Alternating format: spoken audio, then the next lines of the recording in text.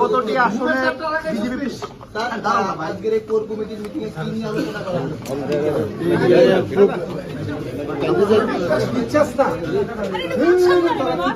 আজকে আমাদের কোর কমিটির মিটিং হয়েছে। আপনারা জানেন, শুধু কোর কমিটি না, কোর কমিটির সাথে এক্সটেন্ডেড ফর্মে যারা ইনভাইটি মেম্বার্সও ছিল, অনেকে মিনিস্টাররাও ছিলেন এবং জনজাতিদের যারা লিডাররা সেখানে ছিলেন।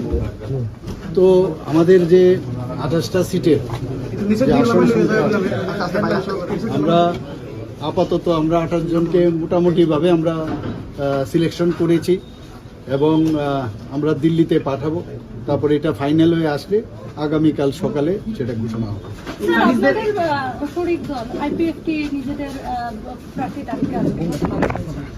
না, সেটা তো ঠিক আছে, ওনারা ঘোষণা করেছেন।